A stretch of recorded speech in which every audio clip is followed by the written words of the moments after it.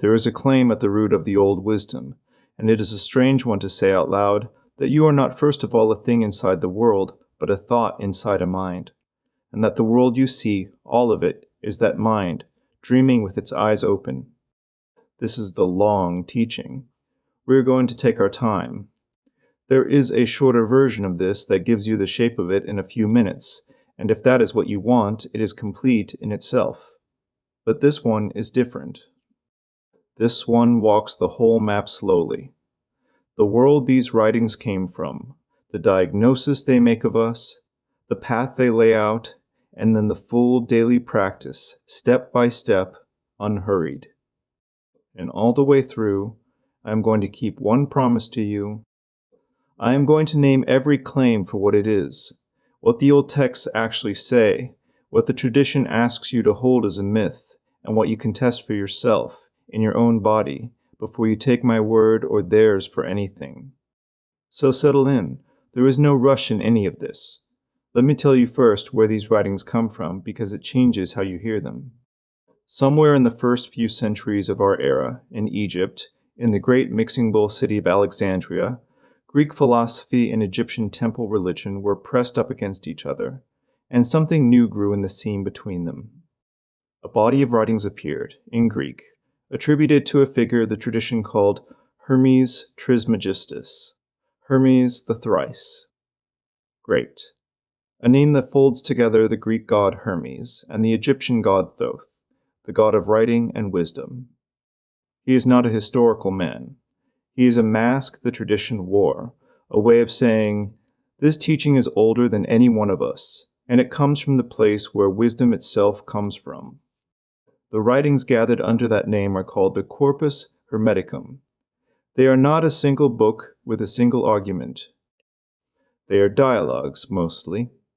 A teacher and a student, a father and a son, sitting together. And the student is being walked, slowly, out of one way of seeing and into another. You can feel, reading them, that they were not written to inform you. They were written to change the one reading them. That is a different kind of book. Hold that in mind as we go, because it is the whole intent behind everything that follows. Not more facts, but a turn in the one who is looking. The one that stands at the front of the collection sets the tone for all of it. It is a vision. The narrator tells us that once, while his ordinary thinking had gone still, a vast presence came to him, a being he calls Poimandres, which the text glosses as the mind of the sovereign source. And this presence does not lecture him. It shows him.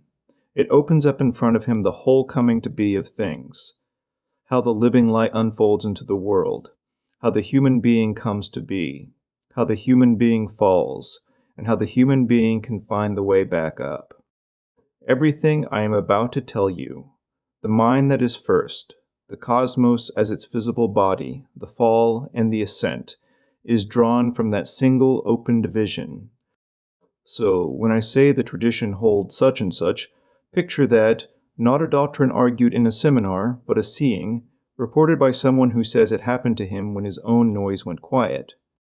Whether you take the vision literally or not, notice the claim buried in the form of it, that this knowledge is the kind you receive by growing still, not the kind you reason your way to. That will matter a great deal when we get to the practice.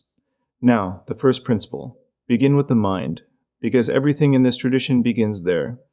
In these writings, the source of all things is not a thing at all. It is nous. The Greek word means mind, but not mind the way we usually mean it, not the chatter behind your eyes, not the thing that makes your to-do lists. Nous is living intelligence itself, awareness itself, before there is any separate person to have it. It is the awareness that would still be here if every particular thought fell silent. The tradition says that is what is first. Not matter that later somehow learns to think. Mind first, and everything else is what mind does. And here is the claim that follows, and it is the strange one, so let me say it as plainly as the texts do. The whole cosmos, the stars, the turning heavens, the earth, the sea, the body you are sitting in right now, is that mind made visible. It is thought, slowed down until it looks like matter. The world is not other than the divine. The world is the divine, wearing a face you can see. When you look at anything at all, you are looking at nous, having taken a shape. You do not have to believe that yet. I am not asking you to. I am telling you what the tradition holds, and I am naming it for what it is. This is the great myth at the center of the whole thing, the picture it hangs everything else on. We will come back again and again to what part of it you can actually check, but you have to hear the myth whole first, or none of the rest of it will make sense. So let it stand there, for now, in its full strangeness. The cosmos is mind made visible.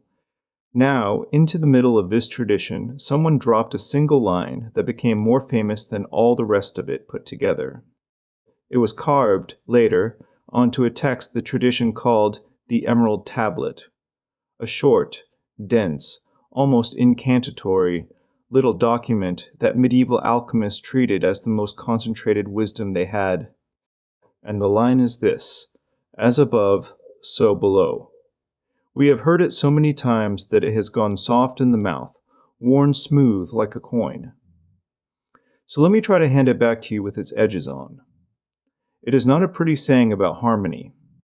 It is a specific claim, and the claim is this: there is one pattern, and it runs at every scale.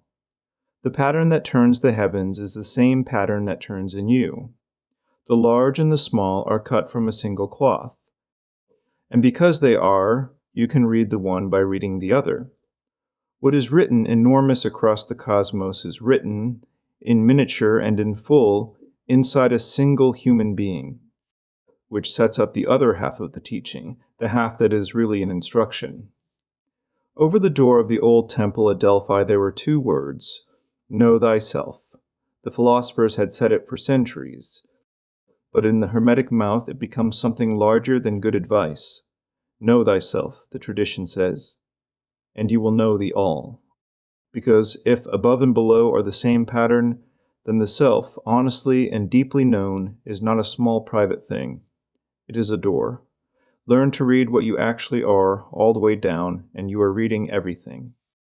The whole path, in 6 words: know thyself, and you will know the all. Everything else we're going to talk about is a way of walking through that one door. So where are you in this picture? Right here is the heart of the good news the tradition wants to give you.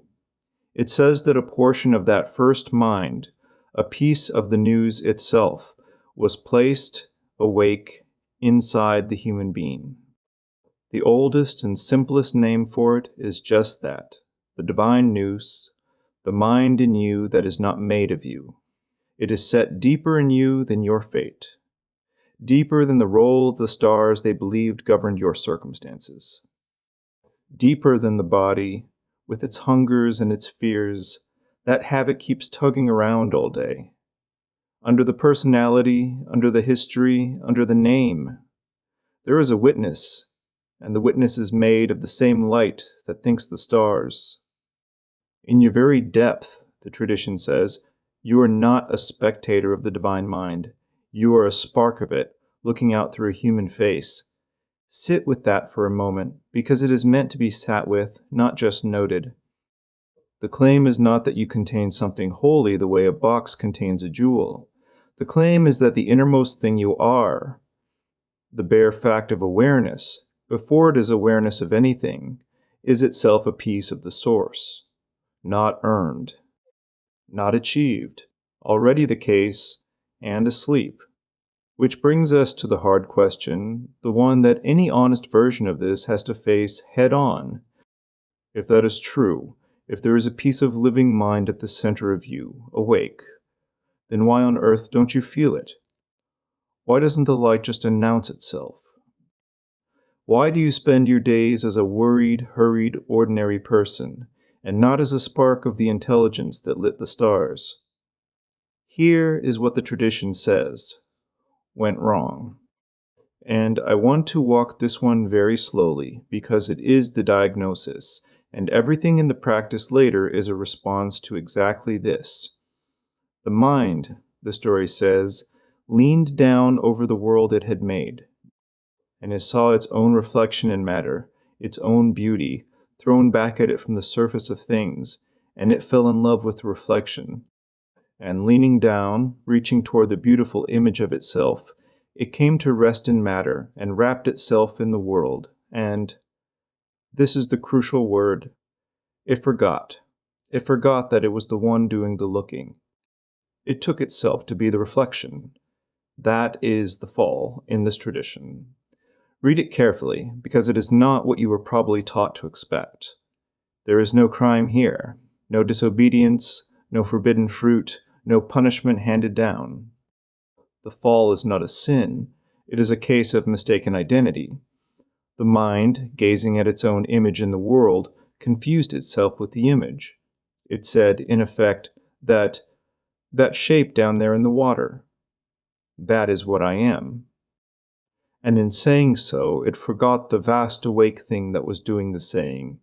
And now watch how exactly that same movement runs in an ordinary life, because this is where the myth stops being ancient and starts being about your Tuesday. You were born as open awareness. Anyone who has held an infant has felt it, that wide, undefended presence, looking out with no idea yet that it is a separate anybody. And then, slowly, gently, inevitably, you were handed a reflection, a name, and you learned to turn when it was called, a face in the mirror, and you learned that it was yours, a history. You did this, you are the kind of person who remember when you, a body with its list of hungers, a set of opinions, wounds, loves, fears, a whole assembled self, and it is a good reflection. It is not a mistake, and you cannot live in the world without it. But somewhere in the assembling, the same thing happened to you that the myth says happened to the mind. You leaned over the reflection, and you fell in love with it, and you forgot that you were the one looking. You said that, the name, the face, the history, that is what I am, and the wide-awake presence you were as a child did not go anywhere. It just stopped being noticed. It slipped underneath, and you took the reflection for the whole of you. That is the forgetting. And if the tradition stopped there, it would just be a sad and beautiful story. But it does not stop there. It says that on top of the forgetting, a second thing gets built. And this second thing, unlike the cosmic myth, you can actually watch. In fact, you can watch it today, and I'm going to ask you to. Once the mind has forgotten itself into the reflection, the mortal self starts to run on its own. Habit takes over. Reaction takes over. The pull of the body, the pull of the crowd, the grooves worn by everything that ever happened to you, all of it begins to fire without your consent and to feel from the inside like you. The Hermetic writers had a vivid picture for this. They imagined the soul descending into a body through a series of planetary spheres, and at each sphere it put on a garment, a layer of automatic character. From one sphere, the reflex to grab and to want more. From another, the reflex to scheme and calculate. From another, the flare of anger. From another, the ache of appetite, the itch of ambition, the slump of despair. Layer on layer, a whole mechanical costume, until the naked awareness was buried inside a suit of conditioned reactions, and had forgotten it was wearing a suit at all. Now, you can take that picture as literal cosmology if you like, planets and spheres and all, but you do not have to, and I would gently suggest you do not. Hold it as myth, because underneath the ancient language it is describing something entirely ordinary and entirely verifiable, something you do not need to believe in a single planet to confirm. It is describing the autopilot. Conditioning, running the show while the witness sleeps. Let me make it concrete, because this is the part you can check, and checking it is the beginning of the whole path. Watch yourself for one ordinary hour. Someone uses a certain tone, and before you have decided anything, your chest tightens, and a defense is already forming in your mouth. That is a garment firing. You reach for your phone in the exact half second, A conversation goes quiet, your hand moving before you knew you wanted it. That is a garment firing. A particular worry arrives at the particular time it always arrives, running its familiar loop with your full attention captured, and 20 minutes later you surface and could not say where they went. Garment after garment all day, the same reactions on the same triggers, firing without your consent. And the whole time it feels like you doing it, feels like your choices, your personality, just how you are. That feeling is the forgetting, still running. The suit has learned to say I. So here is the condition the tradition lays out, and notice that it is oddly hopeful once you see it clearly. It is not that you are bad. There is no verdict here, nothing to be ashamed of. It is that you are asleep and living on automatic inside a fog. And underneath the fog, underneath every layer of the mechanical suit, the living mind, the real witness, the peace of the source, waits, exactly as awake as it ever was. It did not diminish. It did not leave. It is not damaged. It is simply unattended, like a lamp still burning in a room nobody has walked into for years. Which means the whole problem is, in the end, a problem of attention. And attention is the one thing you can actually move. That is why the way home in this tradition is not a journey to somewhere else. You are not trying to get anywhere. There is nowhere to go because the thing you are looking for is the one doing the looking. The way home is remembrance. The old word for it is anamnesis, literally an unforgetting. It is the turning of attention away from the reflection and back toward the source, that the reflection is a reflection of, not adding anything, not achieving anything. Just turning the lamp of attention around, from the lit-up objects it usually falls on, back toward the light by which they are lit. The Hermetic writers pictured this turning as an ascent. The soul, they said, climbs back up through those same spheres. It came down through, and at each one it takes off the garment it put on. It gives back the reflex to grab. It gives back the scheming. It gives back the anger, the appetite, the despair, each return to the sphere it came from, until the awareness stands unclothed of its automatic self and remembers what it was before it got dressed. That is the map. An ascent that is really an undressing, a rising that is really a setting down.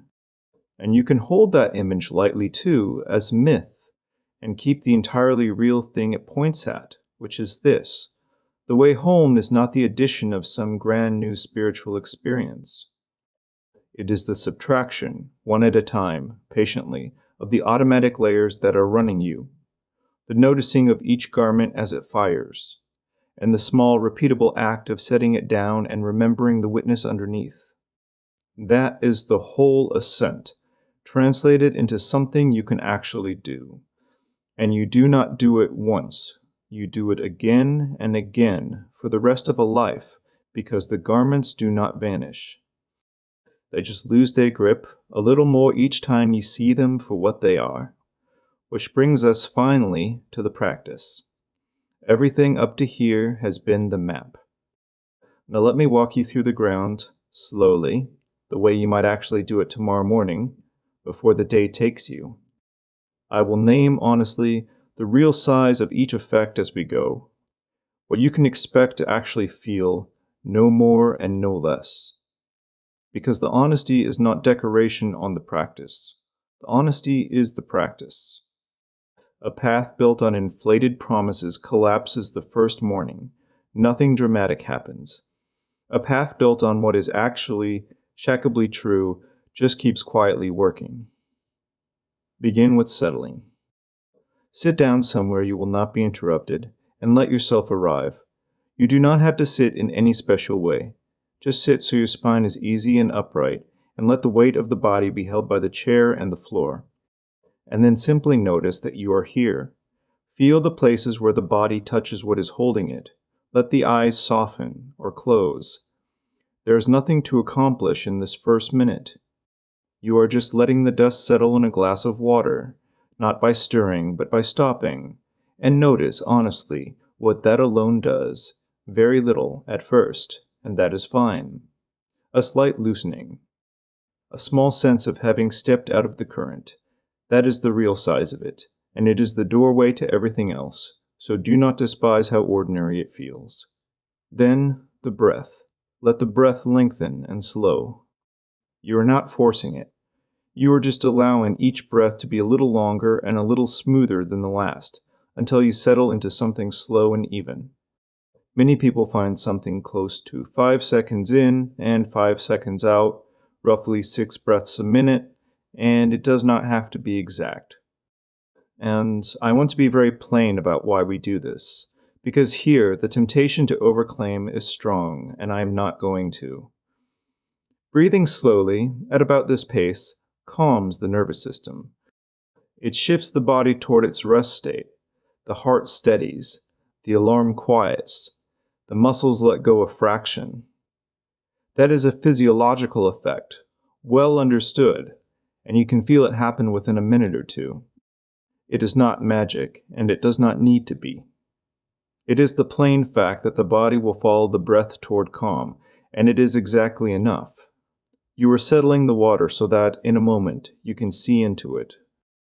Now, with the body quieting, comes the part that is the actual heart of the whole path, and it is not the calm, and it is not the breathing.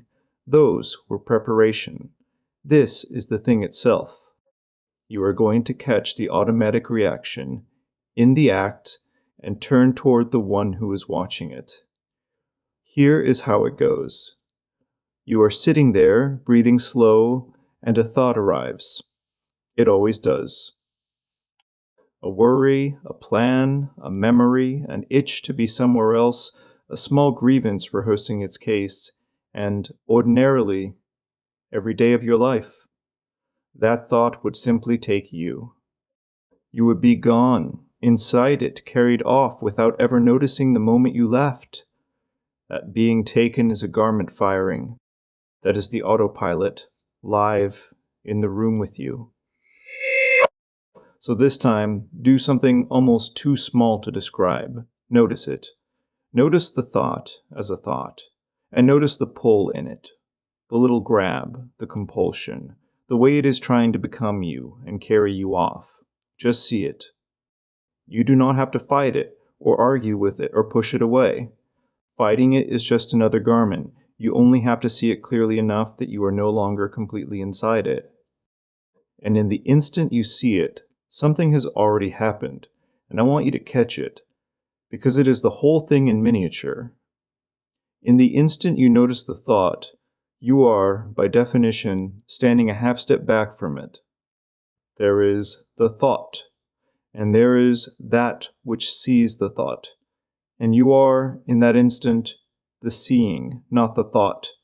That is the witness. That is the divine news the whole tradition has been pointing at, and it is not exotic and it is not far away. It is the plain, immediate fact of awareness noticing its own contents. You just did it. Every time you catch a thought, instead of being carried by it, you have turned the lamp around 1 degree. You have taken off a garment. You have remembered, for 1 second, the one who was awake the whole time. Now feel the real size of that, honestly, because this is where people either stay or leave. Catching the reaction a half second before it swallows you does not make the thought vanish, and it does not flood you with light. What it does is loosen the grip. That is all, and that is everything. The worry that was a wall becomes a worry you are looking at. The compulsion that was a command becomes a suggestion you can decline. The distance is small, half a step, but the whole of your freedom lives in that half a step, because in it you are no longer the reaction. You are the one who could choose. That gap is checkable. You can feel it open today, the very first time you catch a thought in the act. It is not a promise about the cosmos. It is just how attention works when you turn it back on itself. And it is enough. There is a piece of skill here worth naming, because the practice can go subtly wrong at exactly this point. When you catch reaction and start to set it down, it is tempting to try to disown everything you find, to label every feeling that arises, not me. and push the whole of it away. That is a trap, and it is its own kind of garment, a cold, dismissive one that mistakes numbness for freedom. That is not what you are doing. Look more closely. Inside almost any reaction, there are really two things braided together. There is a plain human feeling, the fear, the hurt, the longing, the tiredness, which is real and honest and part of the good aliveness the tradition never asked you to throw away. And then there is the driven, mechanical part wrapped around it, the compulsion, the must, act on this. Now, the grabbing, the story that insists you have no choice. And the whole art is learning to tell those two apart. You set down the compulsion. You keep the feeling. You disown the hijacking and never the alive thing that was hijacked. Done rightly, this does not make you colder. It makes you warmer and clearer at once, more present to the actual feeling precisely because you are no longer swept off by the machinery around it. Watch for that difference. If the practice is making you brittle, and above it all, you have started disowning the aliveness, come back and set down only the grip. So that is the move, and you will make it over and over. A thought arrives and pulls. You notice the pull. You feel yourself as the noticing rather than the thought. You keep what is honestly human in it and set down the mechanical grip, and the whole thing loosens. Again. And again. Not to empty your mind. You cannot, and trying is just one more garment, but to keep gently turning each time from the reflection back to the source.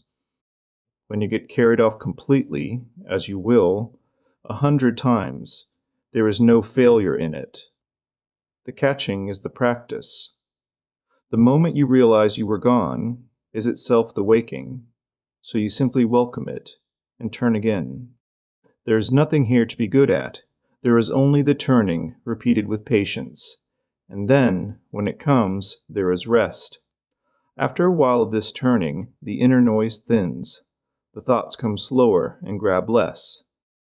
And here the instruction changes and becomes almost nothing. Stop even the turning and just rest. Do not manufacture anything. Do not try to have an experience or reach a state. Reaching is a garment too, maybe the subtlest one, the spiritual seeking that is just ambition in a nicer coat. You simply let go of all of it, even the effort of the practice, and let awareness rest as itself. Aware of nothing in particular, resting in its own quiet. Some mornings you will taste it. A stretch of stillness with a peculiar fullness to it, not empty like boredom, but full like a held breath, the awareness quietly resting in its own nature.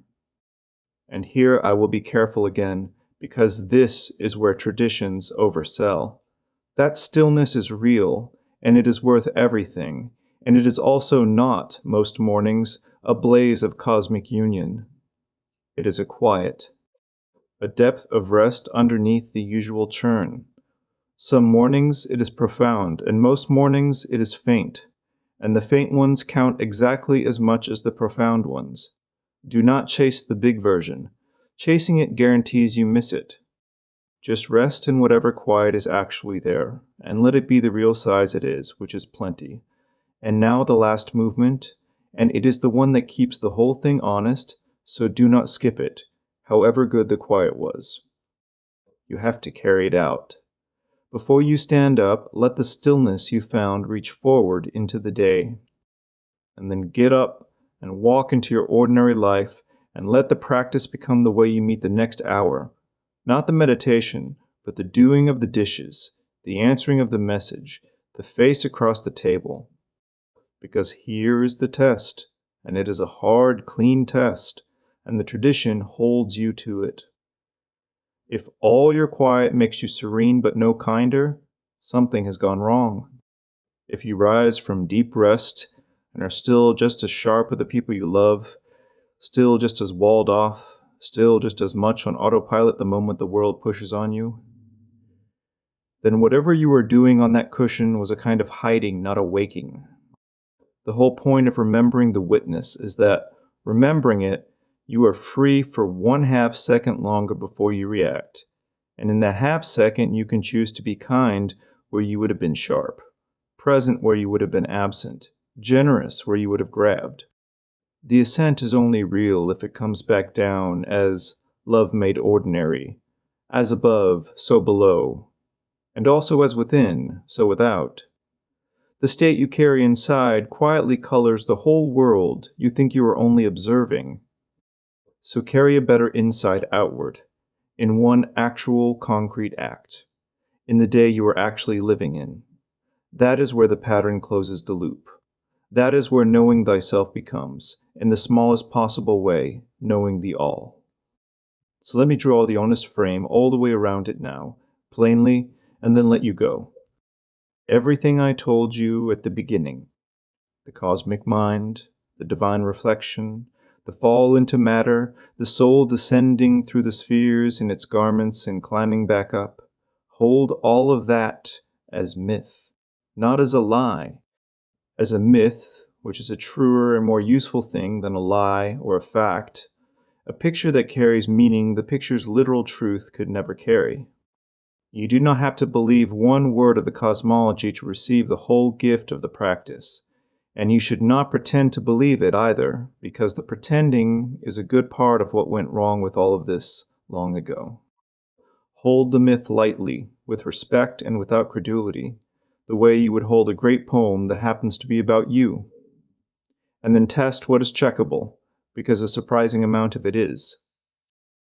That where your attention goes, your inner world takes shape. You can verify that in an afternoon. That slowing the breath settles the body. You can feel that in a minute. That catching a reaction a half second before it fires loosens its grip and hands you back a sliver of freedom. You can feel that the first time you try it. That the state you carry inside changes the world you meet. You can watch that across a single day. None of these are cosmic promises. Every one of them is smaller than the myth, and every one of them is real. And the astonishing thing, the thing I keep coming back to, is that when you add them up, the smaller real thing turns out to be enough. More than enough. It turns out to be the whole of what the grand version was ever actually offering you, once you strip off the parts you cannot check. And one more honest word before you go, because the practice can stir things up. Go gently. This kind of inner work, done with any depth, can loosen strong feelings and old griefs.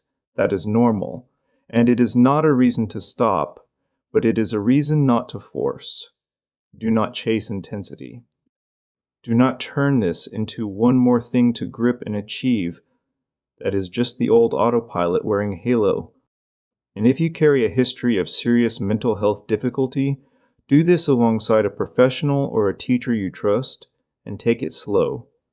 The path is patient. It has all the time in the world. So can you.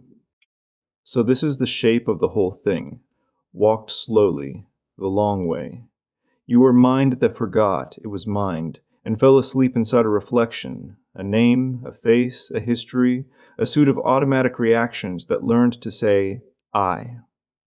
The waking is not dramatic, and it is not somewhere else, and it does not require you to believe anything you cannot check. It is here, in this chair, in this breath. It is a turning, the same small turning, made again and again with patience. Catch the autopilot in the act. Feel yourself as the one who sees rather than the thing seen. Let the grip loosen. Rest in the quiet underneath, and carry that quiet back out as one ordinary kindness. Know that. Not as a fact you are handed, but as a light you finally stop looking away from. And little by little, in the only laboratory you will ever really have, which is your own experience, you begin to know the all. Not because the cosmos told you so, because you turned around and found the witness that was awake the whole time and had never, for one single moment, actually left.